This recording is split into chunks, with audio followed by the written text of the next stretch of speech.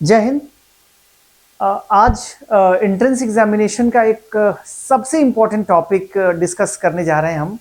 वो है वर्ब।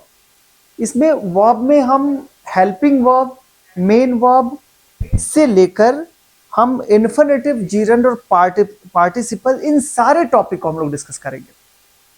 ठीक है, तो ये टॉपिक बहुत इंटरेस्टिंग होने वाला है और एग्जाम में बहुत सारे क्वेश्चन इससे पूछे जाते हैं। ठीक है, आई होप ये सॉल्व करने के बाद से, इन सारे क्वेश्चंस को सॉल्व करने के बाद से, जितने क्वेश्चंस यहाँ पे दिए हुए हैं इनको सॉल्व करने के बाद से आपकी सारी की सारी प्रॉब्लम वर्ब से रिलेटेड दूर हो जानी है। ठीक है, तो देखिए शुरू करते हैं। क्वेश्चन नंबर 1, सेम वही चीज कि आपको मुझसे पहले आपको सॉल्व करना है, अपने रिस्पॉन्स देने हैं। ठीक है, अगर इस तरीके की प्रैक्टिस होगी तो आई एम श्योर कि कोई दिक्कत नहीं आएगी। राइट, अगर कोई दिक्कत आती है इन बिटवीन तो आप अपने कमेंट बॉक्स में बिल्कुल कमेंट करके पूछ सकते हैं कि यहाँ पे ये आंसर क्यों, इसकी जगह पे दूसरा ऑप्शन क्यों नहीं हो सकता। तो चलिए शुरू करते हैं। Question number 1, I never have hurt anybody and never dash. क्या होना चाहिए एक सही सेंस में, सेंटेंस में हैज, इज, विल और कैन में से क्या होना चाहिए। ठीक है, तो इसमें आप देखेंगे I never have hurt anybody and never definitely will. I have never hurt anybody, कभी मैंने किसी को हर्ट नहीं किया है, एंड नेवर विल, और नहीं कभी मैं करूंगा। ठीक है। Second question, she should and must dash him. अब देखिए शुड और मस्ट, यहाँ पे दोनों ये मॉडल्स हैं, इनके साथ वर्ब की फर्स्ट फॉर्म हम यूज करते हैं। She should and must help him.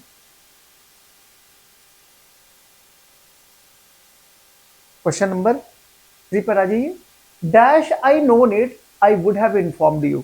अगर आपने कंडीशनल सेंटेंस पढ़ा होगा तो कंडीशनल सेंटेंस में यहाँ पे हम इफ की जगह पे हैड को भी यूज कर लेते हैं।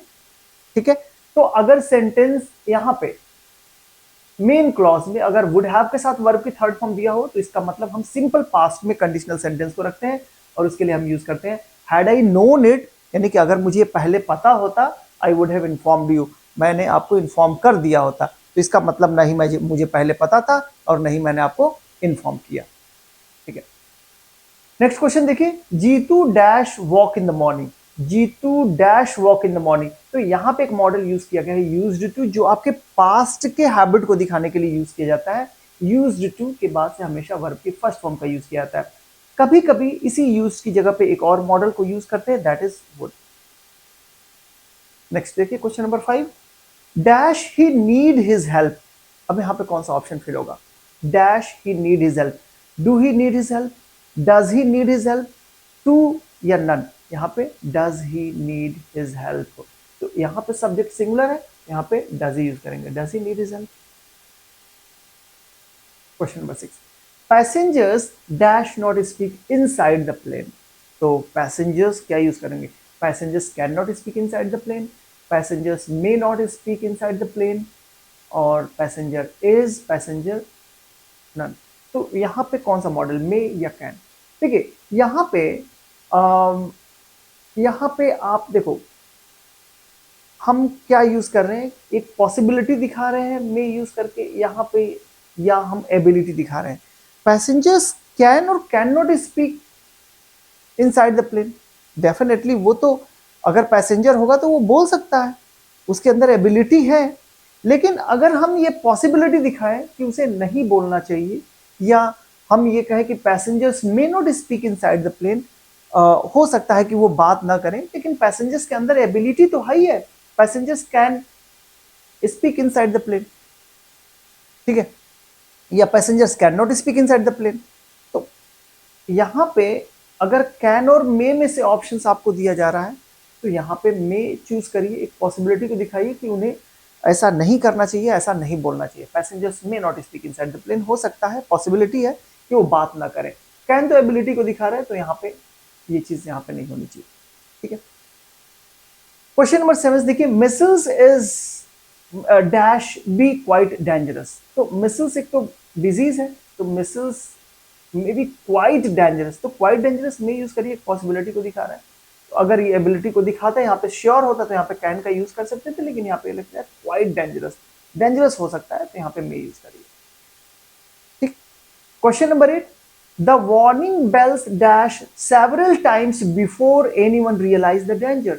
The warning bells had rang, was ringing, ये यहां पे दिखा हुआ है हैड रैंग, तो हैड के साथ रैंग तो कभी होगा नहीं, हैड के साथ तो हमेशा वर्ब का थर्ड फॉर्म यूज होगा, रिंग, रैंग, रंग।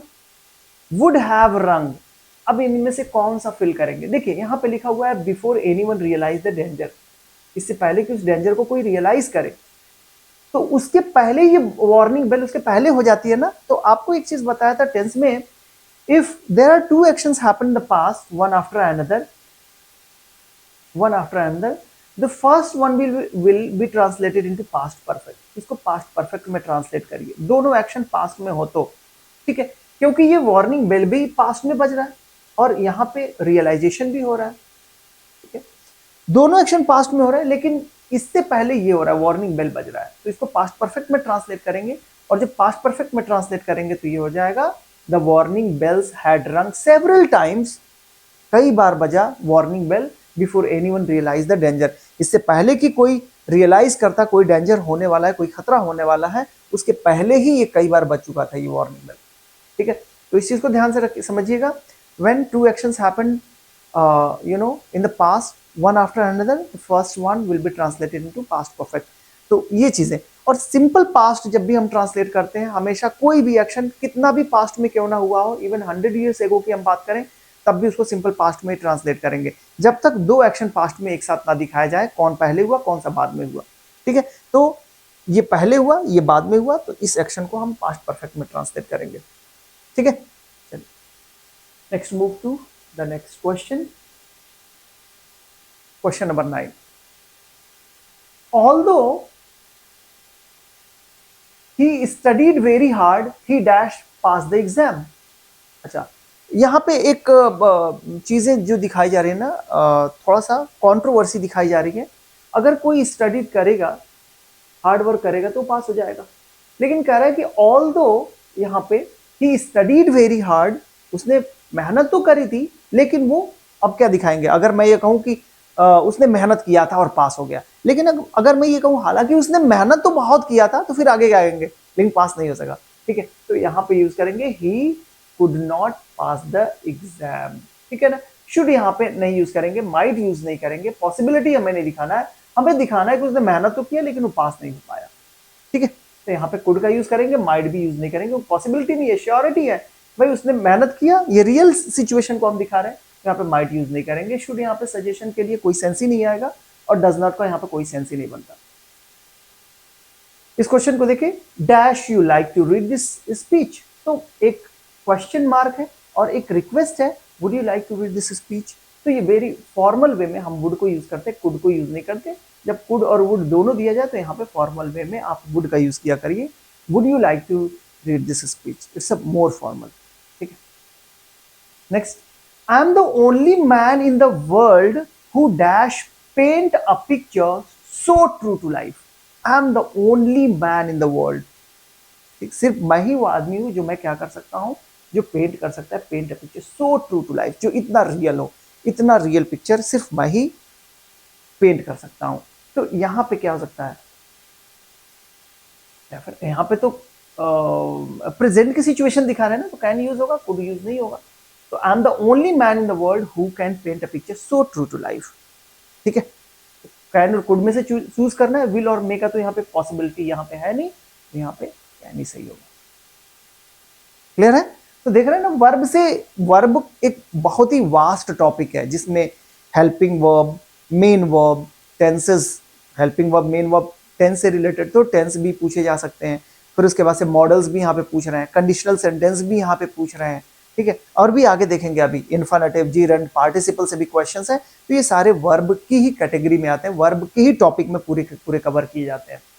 इस क्वेश्चन को देखिए, the department has dash a complaint against mister Bakshi, अब इसको क्या करेंगे, the department has dash a complaint, expressed a complaint या registered a complaint, definitely registered a complaint against mister Bakshi, mister expressed concern against, अगर इस तरीके से होता तो हम यूज कर सकते थे, लेकिन यहाँ कंप्लेंट रजिस्टर कर दिया, ठीक है, तो यहाँ पे रजिस्टर्ड यूज करेंगे। नेक्स्ट क्वेश्चन नंबर 14 को देखें, 13 sorry, he has been playing cricket. इसमें आपको बताना है the tense of the verb in the above sentences, the tense of the verb, ठीक है। तो आप वर्ब से ही टेंस को आइडेंटिफाई करते हैं, तो यहां पे लिखा हुआ हैज बीन प्लेइंग, ये कौन सा टेंस है? Present perfect continuous tense. Has been, have been के साथ वर्ब के आईएनजी फॉर्म जब यूज करते हैं ना, इस आईएनजी वर्ब के साथ जब ये हेल्पिंग वर्ब यूज करते हैं तो ये present perfect continuous tense. Question number 14, my son dash speak English very well, तो उसके अंदर एबिलिटी है तो कैन यूज करिए, कुड की तो यहाँ पे यूज नहीं कर पाएंगे। जब ये पॉसिबिलिटी दिखाता तब हम यूज कर सकते थे वहां पे उस समय कुड का, ठीक है, अगर वो भी सेंटेंस पास्ट में यूज किया जाता और वहां की पॉसिबिलिटी को दिखाता तो। He dash go at once to her house, at once की बात कर रहा है ना, तो यहाँ पे शुड और मस्ट में से चूज करना हो तो मस्ट को चूज किया करिए, क्योंकि एट वंस यहाँ पे इम्फेसाइज कर रहा है, तो यहाँ पे हो जाएगा she must go at once to her house, उसके घर अभी तुरंत उसको जाना चाहिए, ठीक है, सजेशन नहीं है। अगर यहाँ पे एट वंस ना रहता तो यहाँ पे हो सकता था she should go to her house या she may go to her house, कुछ भी हो सकता था, ठीक है, लेकिन यहाँ पे एट वंस इम्फेसाइज कर रहा है तो यहाँ पे कंपल्शन की ग्रामर हो जाएगी। Question number 16, dash God grant you a long life, तो यहाँ पे एक देख रहे हैं ना साइन ऑफ एक्सक्लेमेशन है, और दूसरी चीज अगर यहाँ पे हमें यूज करना है मॉडल्स को, तो मॉडल्स यहाँ पे एक प्रे का सेंस आ रहा है, God grant you a long life, तो उसके लिए हम मे का यूज करते हैं, may God grant you a long life, ठीक है ना, ऊपर वाला आपको एक लंबी जिंदगी दे, फिर प्रेयर के लिए हम यूज करते हैं मॉडल्स, आप यहाँ पे मे का यूज कर सकते हैं।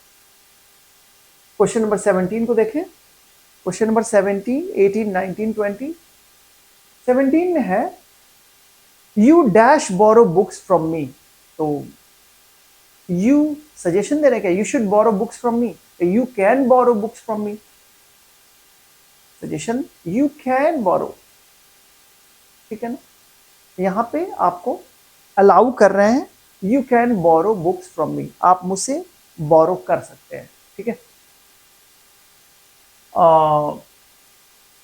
You should borrow books from me. Does it is it making sense? You should borrow books from me. Suggestion दे रहे हैं, अप्रोप्रिएट यहाँ पे कैन यूज हो रहा है तो कैन का यूज करिए, you can borrow books from me, आप मुझसे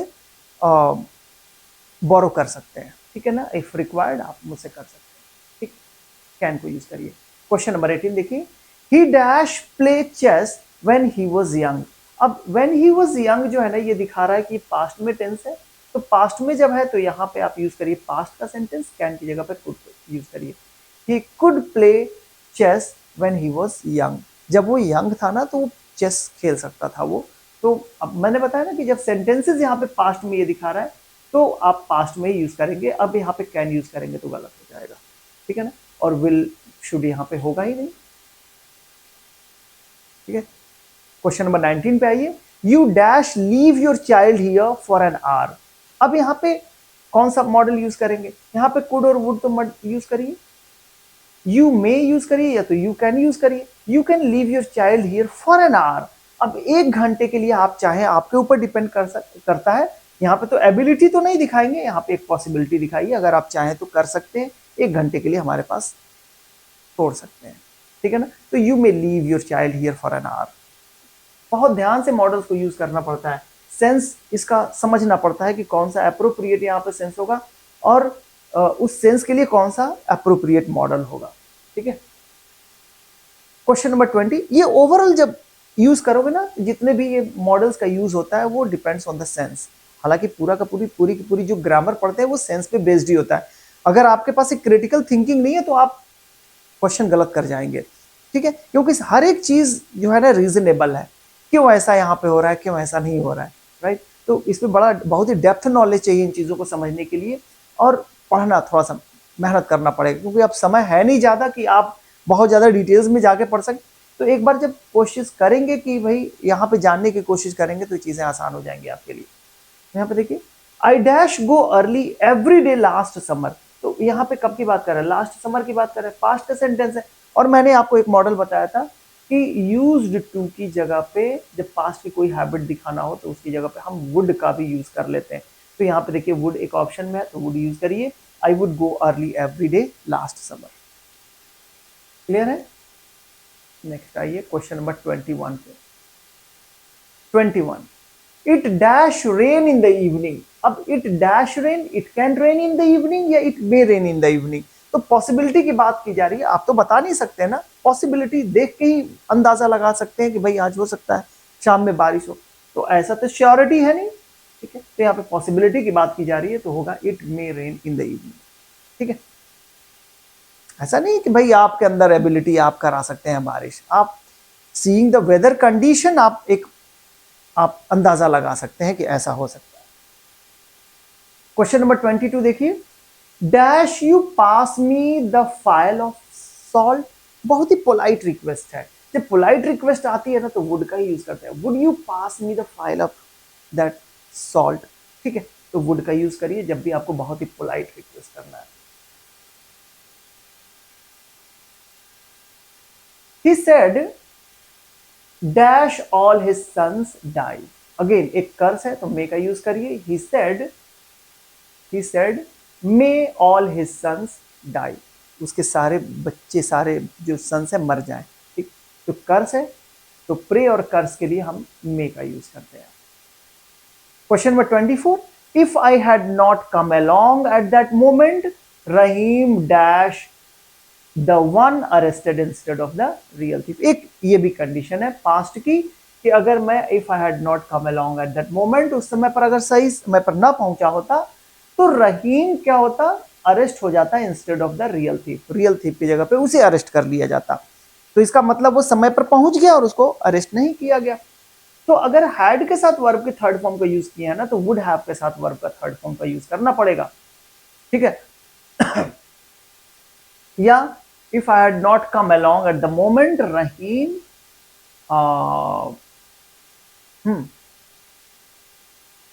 क्या यूज करेंगे, could have been the one arrested instead of the real thief।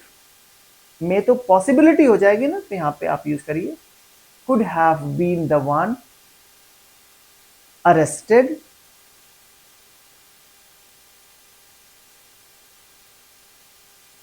arrested instead of the real thief। ठीक, वुड हैव भी होता तो वुड हैव भी यूज कर लेते, कुड है तो कुड भी यूज कर सकते हैं, कोई दिक्कत नहीं है यहाँ पे। बस याद करिएगा कि अगर ये पास्ट परफेक्ट में लिखा हुआ है, एग्जैक्टली ये पास्ट का सेंटेंस है, कंडीशन अगर पास्ट का हो तो वुड हैव के साथ वर्ब की थर्ड फॉर्म यूज कर लेते हैं। तो यहाँ पे हमने यूज कर लिया वुड हैव के साथ वर्ब की थर्ड फॉर्म। ठीक है, अगर वो सिंपल पास्ट में होता तो हम वुड के साथ वर्ब की फर्स्ट फॉर्म का यूज कर लेते सिर्फ। ठीक है, क्वेश्चन नंबर 25 देखिए, had he taken his degree 5 years ago। Again ये भी एक कंडीशनल है। Had he taken his degree 5 years ago he dash got a promotion by now. देखिए ये भी पास्ट में है। Had he taken his degree 5 years ago तो क्या हो जाता, he would have got a promotion by now। अब तक वो प्रमोशन पा गया होता, तो ना ही उसने 5 साल पहले डिग्री ली और ना ही प्रमोशन पाया उसने। नेक्स्ट क्वेश्चन देखिए, he said I dash use his car whenever I wanted। he said I could use his car whenever I wanted।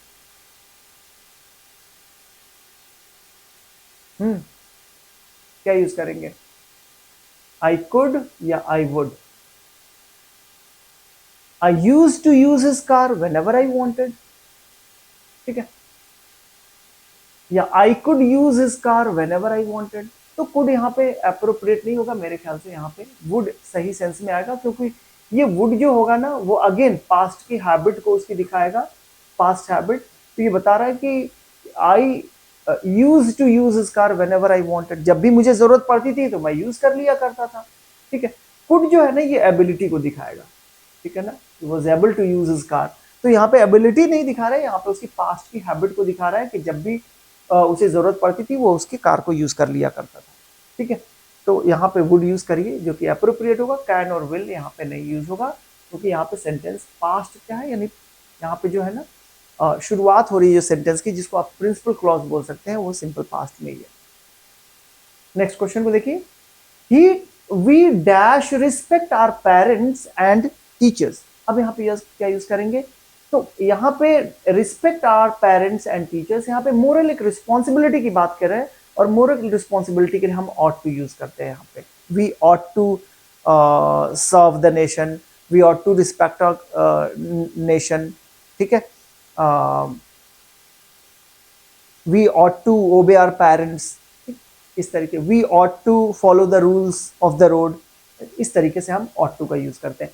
यहाँ पे हैव टू ये जो होता है ना कंपल्शन की ग्रामर होती है, तो इसलिए यहाँ पे यूज करना ये सही नहीं है, और विल और शैल यहाँ पे यूज हो नहीं सकता, ये सेंस में नहीं आएगा, तो यहाँ पे ऑट टू यूज करिए। ठीक है, आई dash the job if you had paid me enough.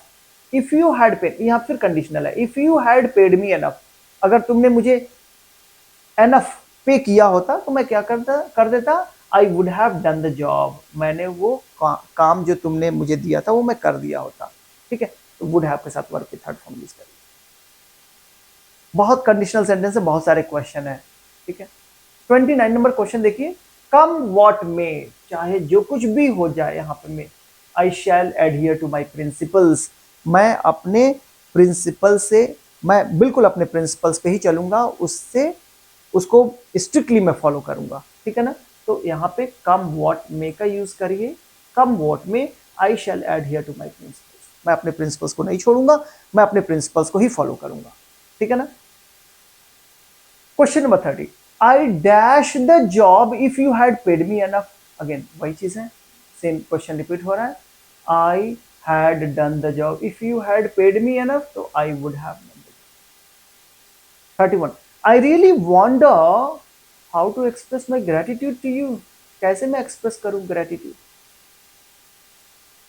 ठीक है, 32, I do not know how what, how to solve the problem। सही है। नेक्स्ट क्वेश्चन चलते हैं 33 नंबर क्वेश्चन पे। 33, टू डैश इज ह्यूमन, ये बहुत ही अच्छा फ्रेज है, आप देख लेंगे। To err is human and to forgive divine.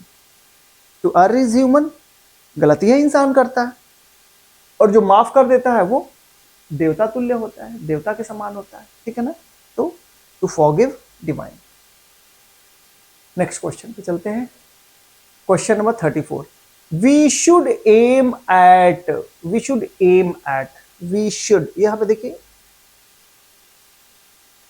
We should modal है, एम, एम एट, जब भी इस वर्ब के साथ ये प्रपोजिशन इस तरीके से आ जाता है ना, एम एट डूइंग समथिंग, तो जब भी फ्रेजल वर्ब आ जाते हैं तो उसके साथ हम आप यूज करते हैं वर्ब की आईएनजी फॉर्म, जो कि नाउन की तरह यूज होता है।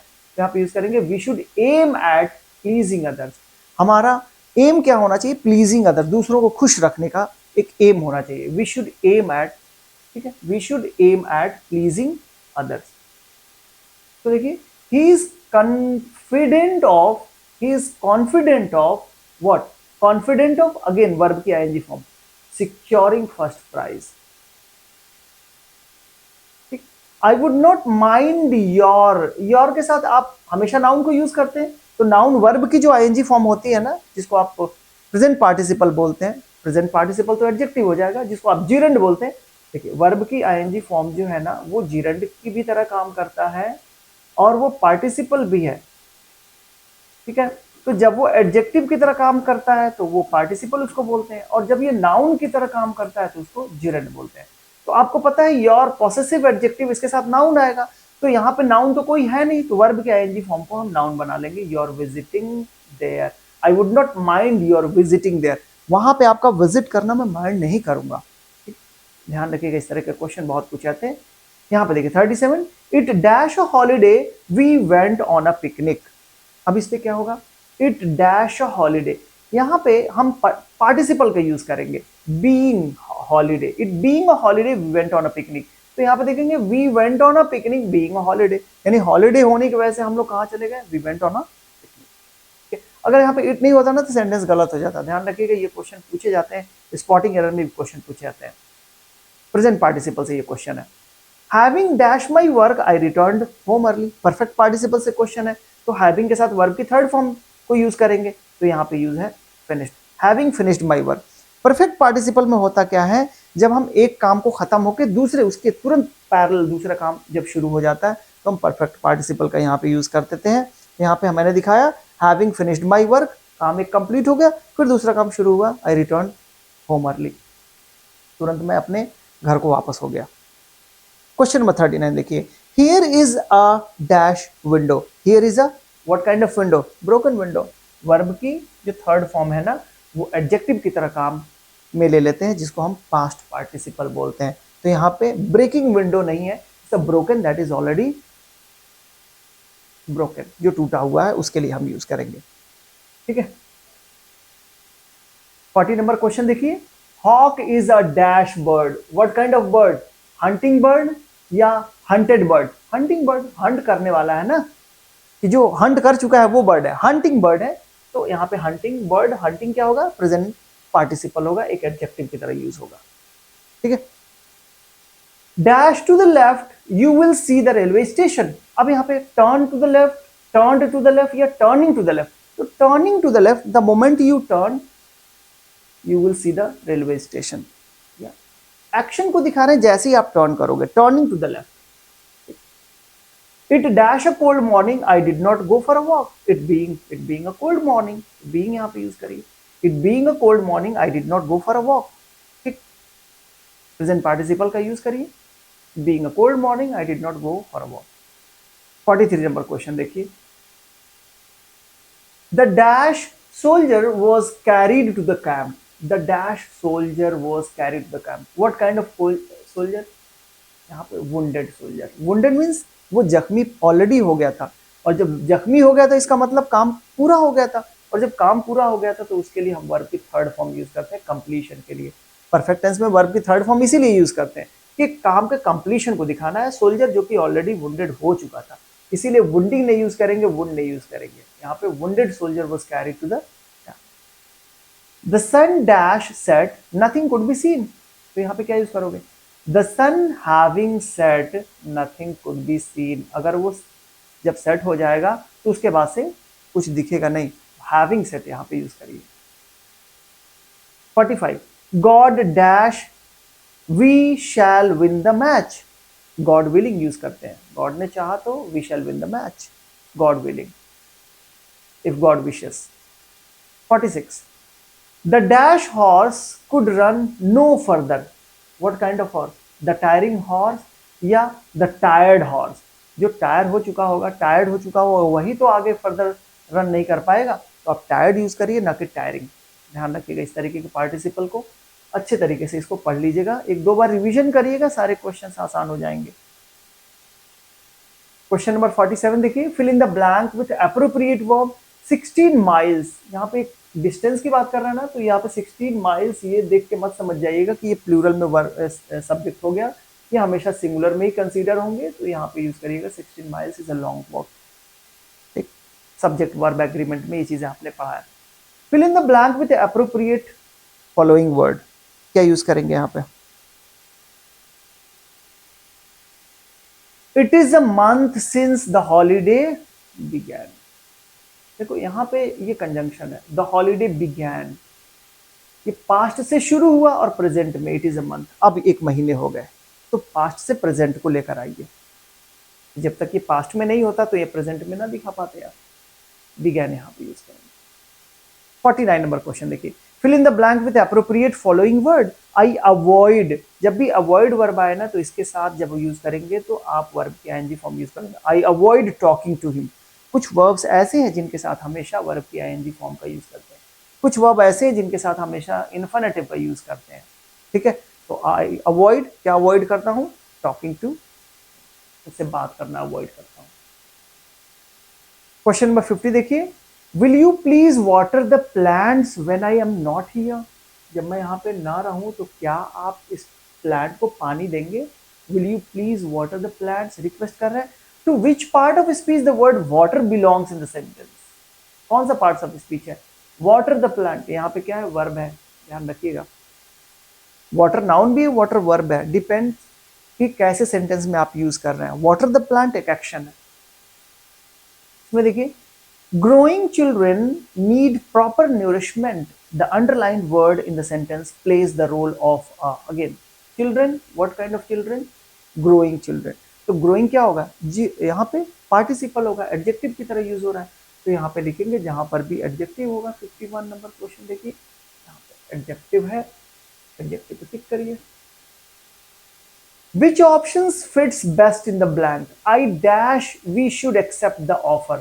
I think या I will think. I think we should accept the offer. Appropriate है, सही सेंस में। I think we should accept the offer. अब यहाँ पे देखिए, एरर इसमें देखना है। एरर देखिए, जहां पे गलती हो, जहां पे जिस वर्ड से सेंटेंस में गलती आ रही है वहां पे वो गलत हो जाएगा। His father died of cholera, but his mother also, though very weak, is out of danger. But his mother also, यहाँ पे सेंस में गड़बड़ आ रहा है, but his mother also, ठीक है ना। though very weak is out of danger, लेकिन यहाँ पे but और also यहाँ पे सेंस समझ में नहीं आ रहा है, but his mother also, ठीक है ना। यानी उसकी माँ भी तब मर गई क्या? नहीं, यहाँ पे लेकिन कह रहा है कि though very weak is out of danger, हालांकि वो वीक है लेकिन आउट ऑफ डेंजर है, ठीक है। तो इसमें बी वाले पार्ट में कुछ गड़बड़ हो रहा है। 54 देखिए, Jayesh is getting fatter because he does not take exercise at all. So Jayesh is getting fat की फैटर, फैट, गेटिंग फैट, यहाँ पे फैट यूज करें, नॉट फैटर। 55 नंबर क्वेश्चन देखिए, neither he nor his brother can walk faster than me. देखिए comparison हो रहा है, किससे हो रहा है? सब्जेक्ट से हो रहा है, तो यहाँ पर भी सब्जेक्टिव केस का यूज होना चाहिए, देन आई, ये हम लोग बात कर चुके हैं।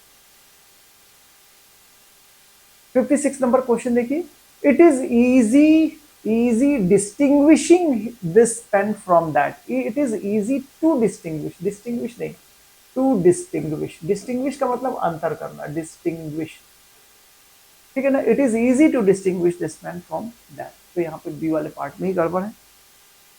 57 देखिए, the doctor dash an operation. The doctor performed an operation या इज परफॉर्म्ड? तो इस परफॉर्म तो ये पैसिव वॉइस हो जाएगा, गलत हो जाएगा। द डॉक्टर, उसने खुद ने परफॉर्म किया ना, तो एक्टिव वॉइस का सेंटेंस लिखिए।